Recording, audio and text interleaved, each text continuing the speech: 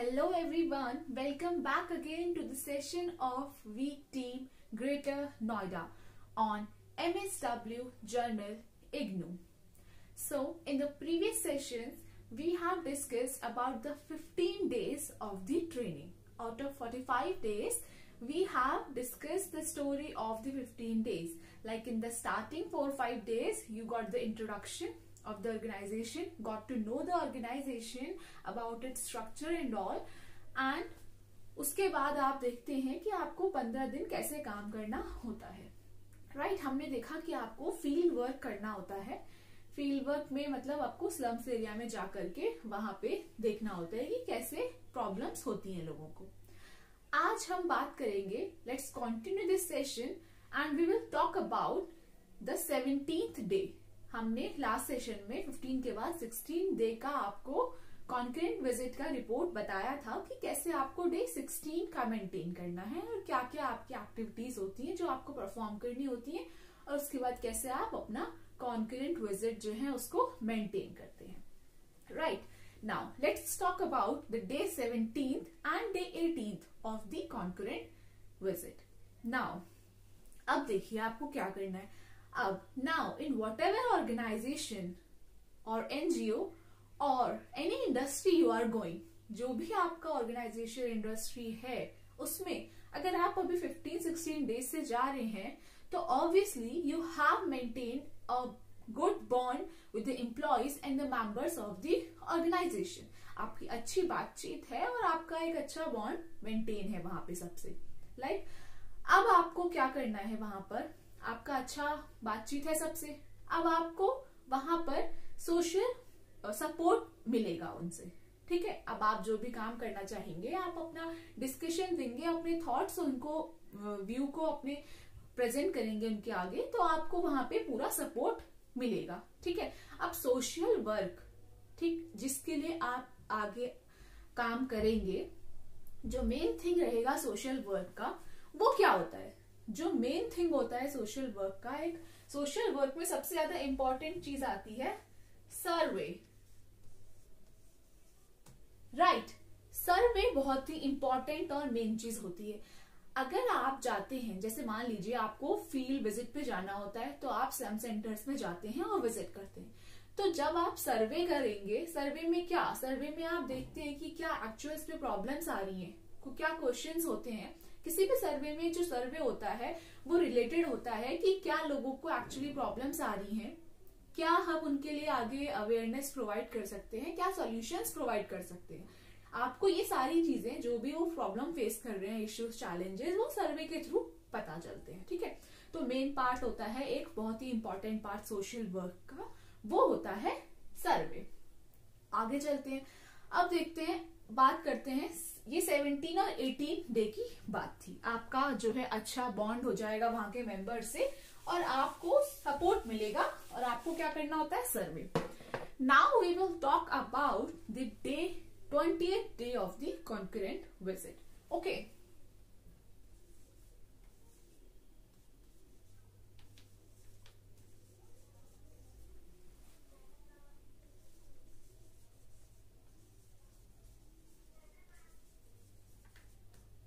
Visit day 20 की हम बात करेंगे, जिसमें सपोज करिए आपको एक ऑर्गेनाइजेशन, जिस अभी ऑर्गेनाइजेशन में आप हैं, एनजीओ है या इंडस्ट्री है, कोई भी ऑर्गेनाइजेशन है, उसका डे 20 है और उसमें आपको क्या करना है, आपको आज जो है सर्वे करना है, ठीक है? जो आपका डे 20 है वो आप फील्ड विजिट में गए हुए हैं. मान लीजिए जो भी ऑर्गेनाइजेशन है उनका एक स्लम सेंटर है, आप उस स्लम सेंटर में जाएंगे फील्ड विजिट के लिए और आपको आज सर्वे करना है. अब आप अपने मेंबर्स के साथ जाएंगे, जो भी आपके टीम मेंबर्स हैं, ठीक है? आप ये काम वहां पे करेंगे, फिर इसको आप अपनी कॉन्करेंट रिपोर्ट जो है आपके विजिट 20 डे की होगी उसमें मेंशन करेंगे, right? Now what you will do in the survey. आप वहां जाएंगे तो क्या आप देखेंगे सर्वे में, ठीक है? देखते हैं कि क्या क्या चीजें आपको देखनी है वहां पे. सबसे पहले आप घर घर पे जाएंगे और जो जो भी फैमिलीज होंगी वहां देखेंगे नंबर ऑफ किड्स,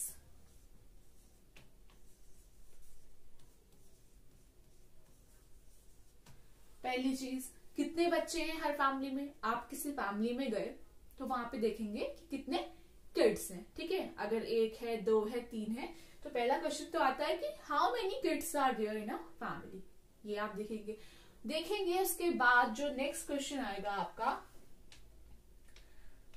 अर्निंग।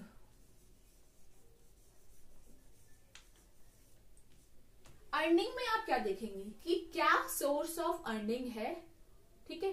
कितने मेंबर्स हैं जो अर्न करते हैं फैमिली में, ठीक है। तो ये आप देखेंगे क्या नॉर्मल और क्या एक फैमिली की आगे जो है अर्निंग रहती है, साल की जो भी है, मंथ की, या जो भी पर डे की इनकम होती है, वो क्या एक फैमिली की अर्निंग रहती है।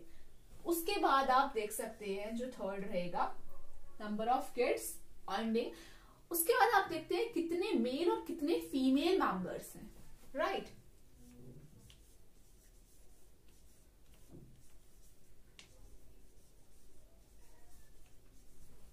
Number of male and female members, कितने मेल्स हैं और कितने फीमेल्स हैं। और भी कुछ इंपॉर्टेंट क्वेश्चंस हैं, जैसे कि देखिए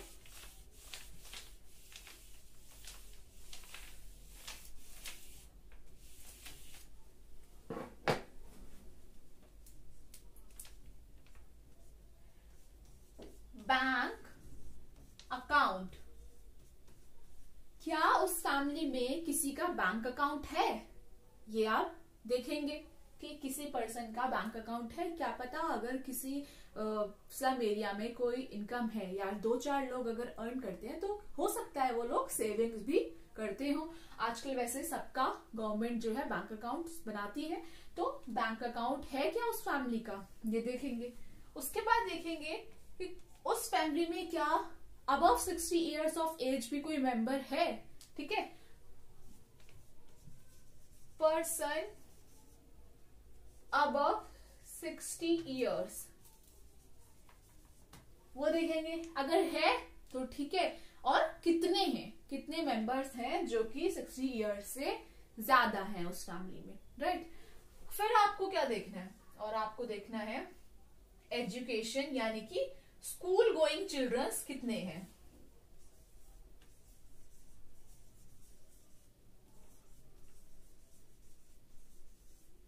उस फैमिली में बच्चे स्कूल जाते हैं, अगर जाते हैं तो कितने स्कूल गोइंग स्टूडेंट्स या फिर किड्स वहां पर हैं। तो ये सारा डाटा जो मैंने आपको बताया, आप इसमें और भी चीजें देख सकते हैं, ठीक है। तो ये आप जो है ये तो देखना ही देखना है। अगर आपको कोई और क्वेश्चन स्ट्राइक करता है कि सर्वे में ये चीजें भी आ सकती हैं स्लम एरियाज में, तो वो आप इसमें इंक्लूड करेंगे और आपको वही सारी चीजें घर घर में जाकर के हर फैमिलीज के लिए देखनी है, राइट। अब देखिए, अब आप गए हैं स्लम एरिया में, अब आपने देखा कि वहां पे सर्वे भी कर लिया, प्रॉब्लम्स क्या क्या हैं ये जान ली। नेक्स्ट क्या करना है आपको, अब देखिए प्रॉब्लम्स क्या क्या फेस करते हैं। जो प्रॉब्लम्स होती हैं स्लम एरियाज की, बहुत सारी प्रॉब्लम्स होती हैं, ठीक है। वो क्या क्या प्रॉब्लम्स होती हैं,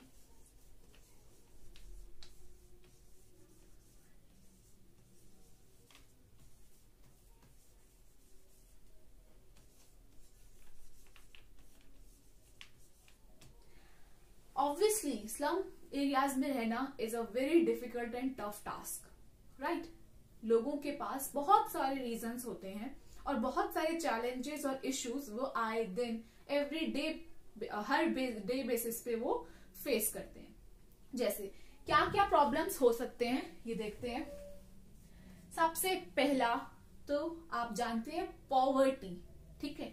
गरीबी सबसे बड़ा और मेन रीजन होता है स्लम एरियाज में रहने वाले लोगों का, पॉवर्टी मेन। और क्या हो सकता है, एजुकेशन,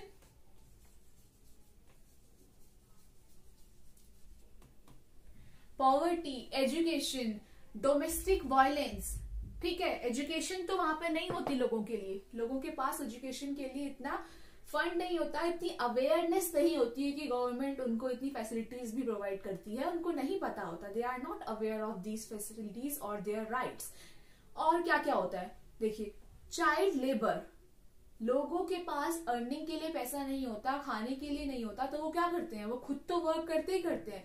जो बच्चे जिनकी एज एजुकेशन की है, खेलने की है, उनको वो क्या करते हैं, काम में लगा देते हैं, ताकि उनके पास एक टाइम का खाना आए और बच्चे उनके लिए अर्न करके लाए। Many children and kids of the slum areas are prone to the social evils and become the victims of social evils like prostitution, beggary, etc. Child trafficking, ये सब भी बहुत होता है वहां पे। तो ये सारी जो प्रॉब्लम्स हैं ये स्लम सेंटर्स में आती हैं। अब देखिए, इन सब के बाद भी एक चीज आप देखिए, जो स्लम एरियाज के लोग होते हैं, at the end of the day they have a smile on their face. कभी कभी ऐसा होता है कि उनके पास खाने के लिए नहीं होता है and they have to sleep with empty stomach. So उसके बाद भी वो लोग खुश रहते हैं अपनी लाइफ से, ठीक। वहीं आप देखेंगे कि जो मिडल मैन होता है या फिर थोड़ा हायर क्लास का पर्सन होता है, they want more and more, they are not satisfied with whatever they have. Like they have 2-room flat, then they want more. If they have a settled job, then they want a higher position. They are not happy with whatever they have.